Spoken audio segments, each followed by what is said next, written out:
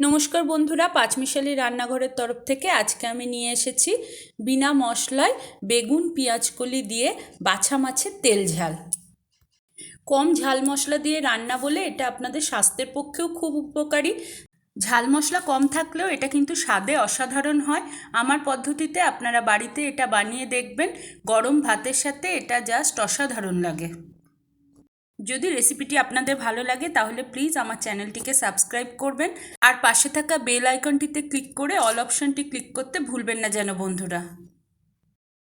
বাছা মাছের যে রেসিপিটা আমি বানাবো তার জন্য আমি 4খানা বাছা মাছ নিয়ে নিয়েছি, বেশ বড় সাইজের। দেখুন, দেখলেই বুঝতে পারছেন এই যে 1 বিঘত আমি বাছা মাছ গোটা ধুয়ে নিয়েছি বেছে। এবার আমি মাছে দিয়ে দিচ্ছি স্বাদ মতো লবণ। মাছগুলোকে আমি ভেজে নেবো, সেখানে নুন হলুদ মাখিয়ে নেবো। দিচ্ছি হলুদ,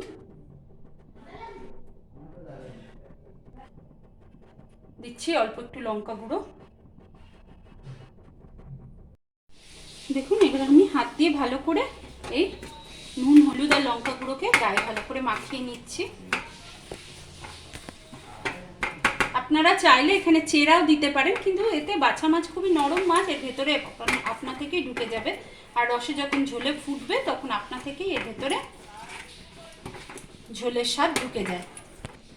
এবার আমি তেল বসিয়ে দিয়েছি কড়াইয়ে, তার মধ্যে দিয়ে দিচ্ছি বাছা মাছগুলো। দেখবেন সাবধানে ভাজবেন, এতে তেল ছিটকায়। পুরো কড়াইটাই দেখুন, পুরো কড়াইটাই জুড়ে গেল এত বড় বড় মাছগুলো। এক পিঠ হয়ে গেলে মাছটাকে উল্টে দিচ্ছি। দেখুন, খুব বেশি ভাজিনি, এইরকমই ভাজবেন। এই মাছ খুব বেশি লাল করে ভাজতে হয় না। মিনিট 3 থেকে 4 ভাজার পরে উল্টে দিতে হবে। আবার এই পিঠটাও এইরকমই করে নেব।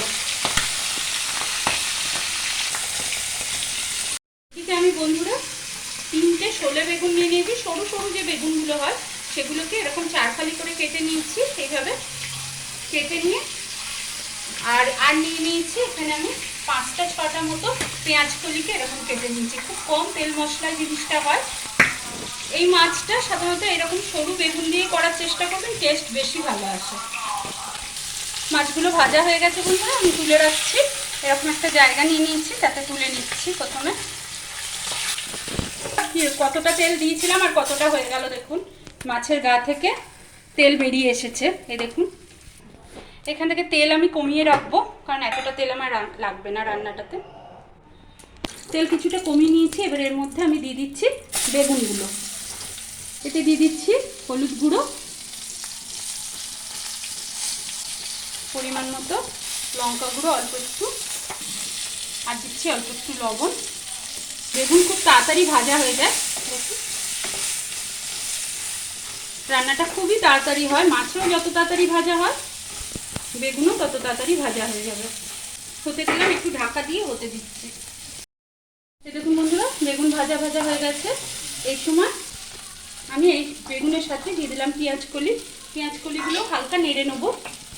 বন্ধুরা, পেঁয়াজ কলিগুলো ভাজা ভাজা হয়ে গেছে। আমি এবারে এগুলোকে এক সাইডে সরিয়ে দিচ্ছি। এই একই কড়াই করে নেবো, কারণ আর নামানোর কোনো দরকার নেই, খুব তাড়াতাড়ি হয়ে যায় জিনিসটা। এই সাইডে আমি যে মাছের তেল একটু ঢেলে রেখেছিলাম, সেই তেল থেকে অল্প একটু আমি একটু এখানে অ্যাড করে দিলাম। ওটা ভাজাই তেল। ওর মধ্যে আমি দিয়ে দিচ্ছি এই যে 1 চামচ পরিমাণ কালো জিরা।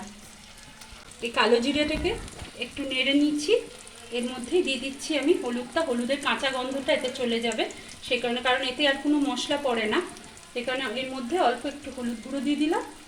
দিয়ে দিচ্ছি লঙ্কা গুঁড়ো, অল্প একটু লঙ্কা গুঁড়ো, যেরকম ঝাল খান সেই অনুযায়ী দেবেন।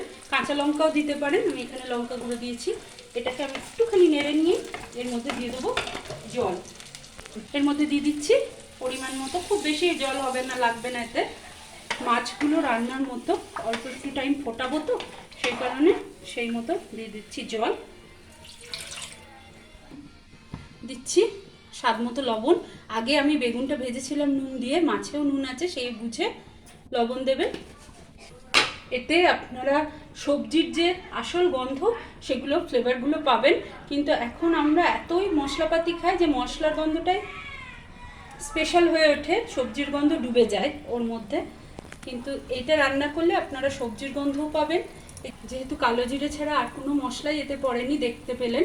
হলুদ গুঁড়ো আর লঙ্কা গুঁড়োটাকে আমরা সেরকমভাবে ধরি না, সব জিনিসেই দেওয়া হয় বলে। ধনেপাতা দিয়ে দিয়েছি বন্ধুরা, দেখেছেন আপনারা, 1 মুঠো মতো ধনেপাতা আমি দিয়ে দিয়েছি। ঝোল ফুটে উঠেছে, এবারে এর মধ্যে দিয়ে দিচ্ছি এই মাছগুলো। আস্তে করে ফেলে দেবেন, কারণ এই মাছগুলো খুব নরম, আর ভাজাটাও অত শক্ত করে করা হয় না যেহেতু।